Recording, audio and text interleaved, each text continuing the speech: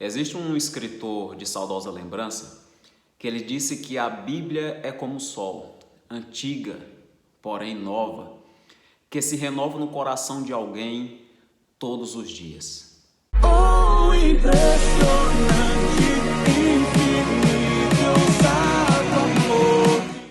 E realmente a palavra de Deus tem sido tão atual, tão presente diante das coisas que têm acontecido nesse mundo. Vamos fazer uma observação aqui que está em Apocalipse, no capítulo 13 e verso 18. Apocalipse, capítulo 13 e verso 18, que diz assim: aqui há sabedoria. Aquele que tem sabedoria, calcule o número da besta, porque é o número de um homem, e seu número é 666. Nós percebemos diante de tudo que está acontecendo nesse mundo, nós já vemos que o anticristo se está preparando a mente das pessoas para receber a sua marca.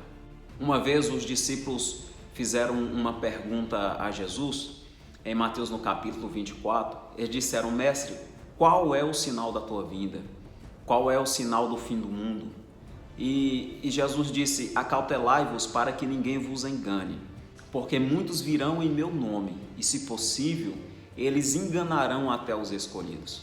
E nós vemos nesse mundo atual o tanto de falsos profetas que têm se multiplicado. Por exemplo, aonde estão os falsos profetas que profetizaram nas lives, profetizaram no Facebook, no Instagram, nas mídias sociais, que o ano de 2020 seria o ano de bênção, o ano de prosperidade. Aonde eles estão? Até onde eu sei, esses anos citados por eles foram anos complicados para a humanidade. Foram anos onde um vírus invadiu a humanidade e arrastou inúmeros para a sepultura, infelizmente. Esses profetas das lives, eu quero fazer aqui uma observação e lembrar você que talvez você está sendo enganado por eles.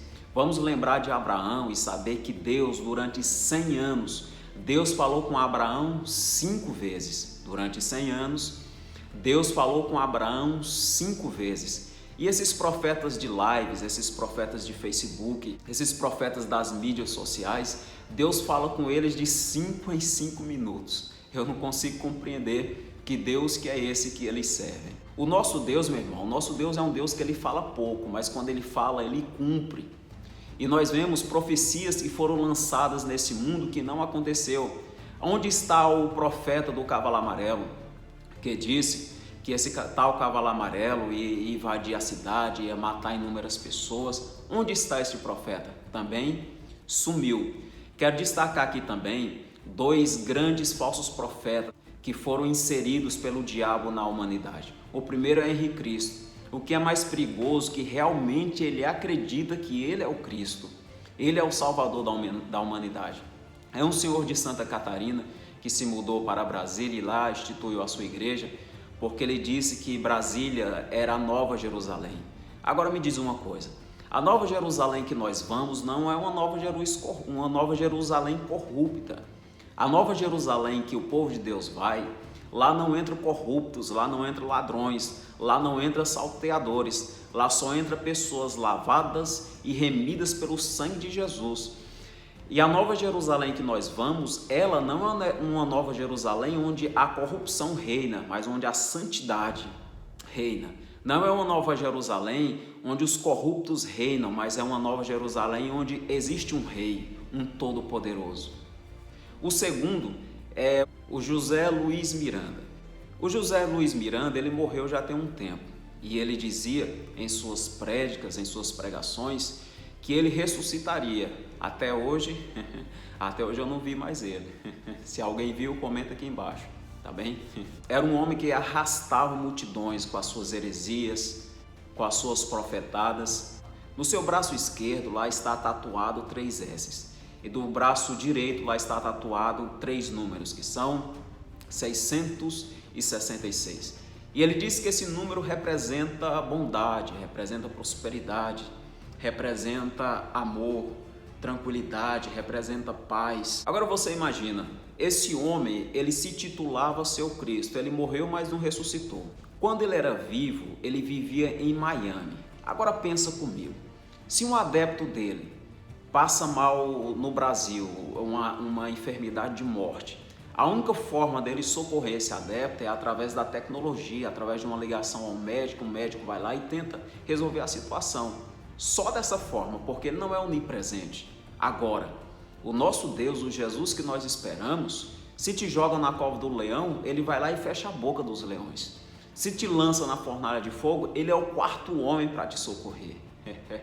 Então eu te dou um conselho: foge desses falsos cristos, desses falsos profetas. Vamos fazer uma observação também em Mateus no capítulo 25. Em Mateus no capítulo 25, nós vemos 10 virgens, nós vemos que as 10 esperavam o noivo, nós vemos que as 10 levavam azeite, nós vemos que as 10 dormiram. O que faz elas se diferenciarem uma das outras é que 5 delas não levavam azeite de reserva. Todas eram virgens, todas esperavam o noivo e todas dormiram. Porém, entre as 10, 5 delas levavam azeite consigo. Sabe o que isso representa? Representa que quando a trombeta tocar, nem todo mundo vai subir. Apenas quem tem azeite de reserva vai ao encontro do noivo. Por exemplo, 5 delas eram as prudentes e eram as loucas. Quando as loucas perceberam que não tinha azeite de reserva, elas pediram emprestado às prudentes. Isso representa pessoas que vivem da oração dos outros. Isso representa pessoas. Eu me lembro que eu tinha uma vizinha no Nordeste, quando eu morava na Paraíba. Eu tinha uma vizinha e eu falava assim: Dona Maria, vamos à igreja. Ela dizia assim: vocês oram por mim. Eu falava: não, o culto não é 6 horas não, é às 19, vamos para a igreja. São pessoas que vivem da oração das outras, são pessoas que vivem do azeite das outras pessoas. Mas vai chegar o dia que, se elas não tiverem o azeite de reserva, infelizmente vão acabar ficando neste mundo. E quando a Bíblia fala que eram 10, isso significa que 5 fica e 5 sobe. Então 50% da igreja vai herdar o reino do céu e 50% infelizmente vai ficar. Porque tem muita gente brincando com a palavra de Deus. Observe só, 5 delas foram comprar azeite. Então existe pessoas que vendem azeite. Se existe gente para comprar, existe gente para vender. Se existe gente para vender, é porque existe gente para comprar. Esses que vendem, infelizmente, são os falsos profetas que têm enganado milhares de pessoas. Agora você observa que quem foi comprar ficou e quem vendeu ficou também. Porque elas voltam e batem na porta dizendo: abre-nos a porta, Senhor. A princípio, quando nós lemos o texto, nós percebemos que as virgens, elas tratam o noivo por noivo, mas quando ele volta, não é mais noivo, agora é Senhor. Elas tiveram toda a oportunidade de estar aos pés do noivo, de aguardar o noivo, de guardar azeite consigo, mas fizeram tudo errado. O que elas fizeram de errado? Primeiro, não levaram azeite consigo. Foram pessoas que a vida inteira dependeram de campanha, dependeram da oração das outras pessoas, dependeram do preço que as outras pessoas pagavam por elas. O que é engraçado é que essas pessoas que vendem azeite, que vendem vassoura ungida, que vendem sabonete ungido, que vende terra de Israel ungida, o que é mais engraçado que estes objetos servem para os seus adeptos, mas não servem para eles. Mas graças a Deus que o noivo está voltando e vai colocar ordem nessa casa. Vamos observar também que quando o noivo volta, o noivo chega e leva 5 das 10 e 5 fica. Elas começam a bater na porta dizendo: abre-nos a porta, Senhor, abre-nos a porta, Senhor. Quem são essas 5 que ficaram? São aquelas que louvavam com os lábios, mas o coração estava distante de Deus, estava distante de Jesus Cristo. São pessoas que estão dentro da igreja, mas estão perdidas, estão como uma dracma perdida dentro da casa de Deus. Ainda mente, ainda rouba, ainda engana, ainda passa as pessoas para trás. São pessoas que vivem da desgraça das outras pessoas. Infelizmente, o que não falta nesse mundo são pessoas assim. Vamos observar também em Mateus 25, que Jesus, eu acho que em todo o evangelho, Jesus dá a entender que ele vem por volta da meia-noite.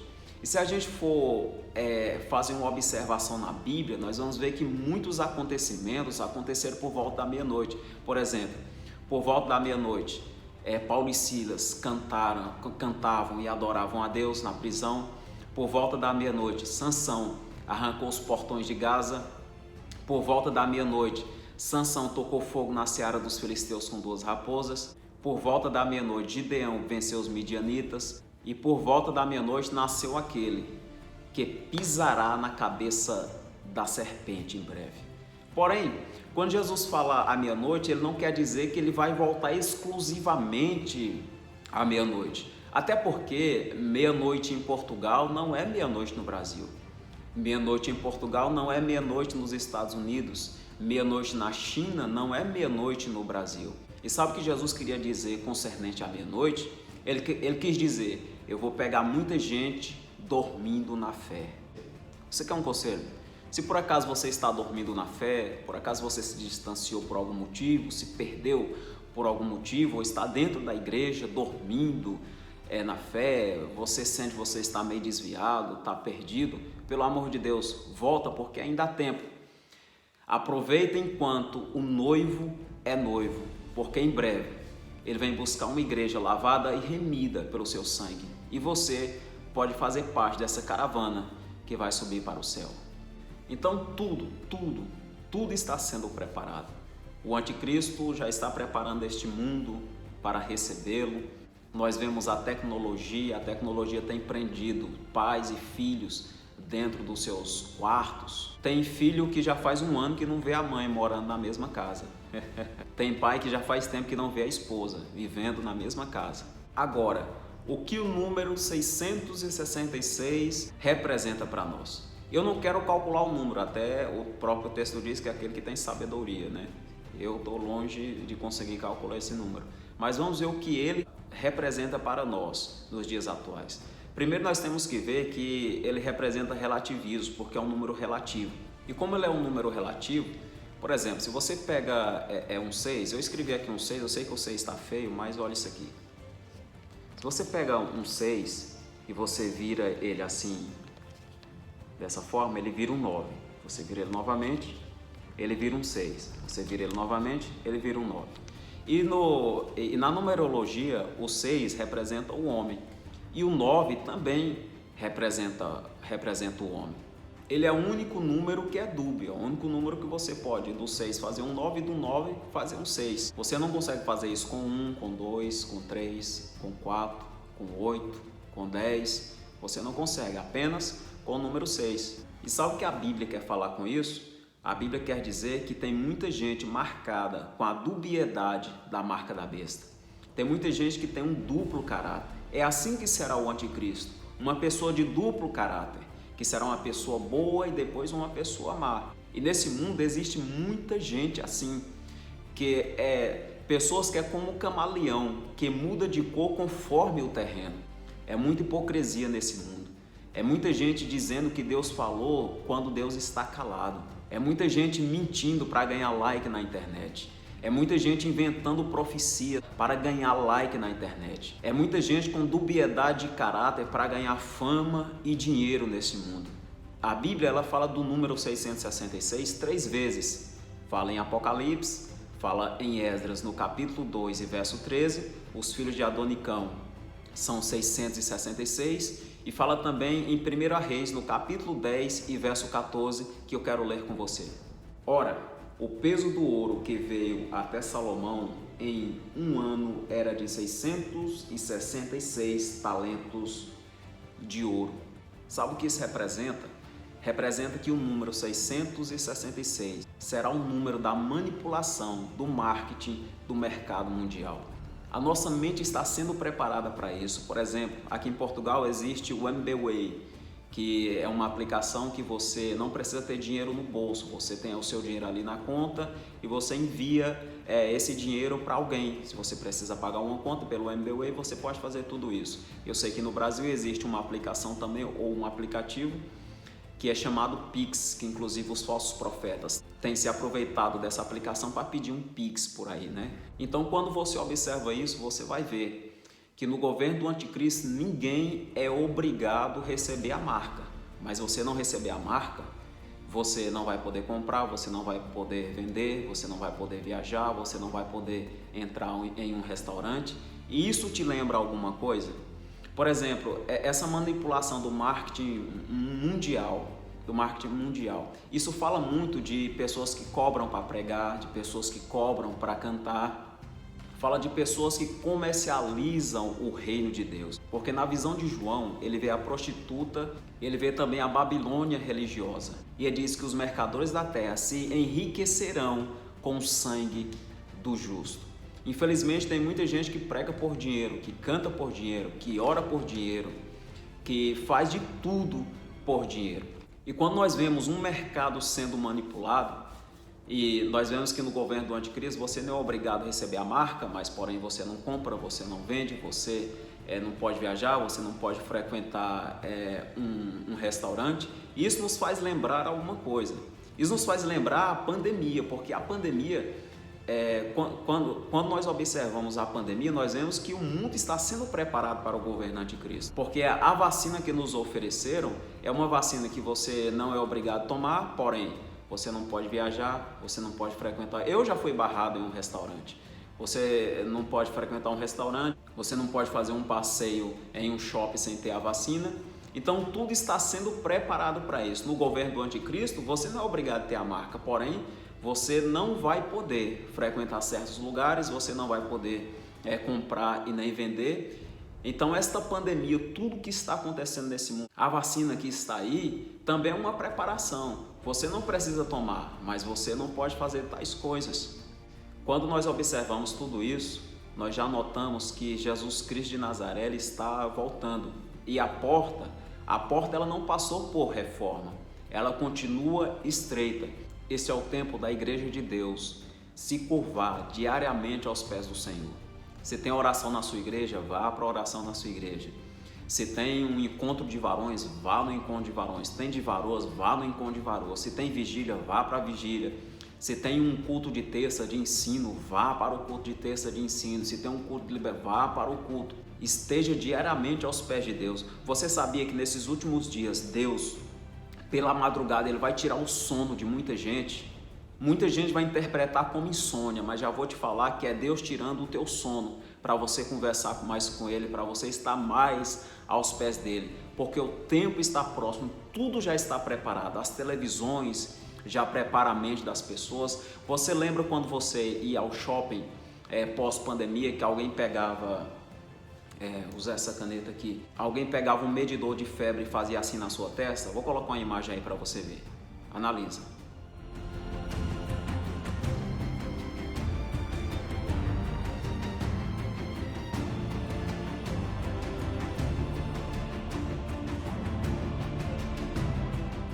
Essa imagem te lembra alguma coisa? Te faz refletir alguma coisa sobre o 666? Você está vendo como a humanidade está sendo preparada para o governo do anticristo? E se a gente for fazer uma análise melhor nesse mundo, nós vamos ver que já tem maremoto, já tem terremoto, já tem filho contra pai, pai contra filho, já tem nora contra sogra, sogra contra nora.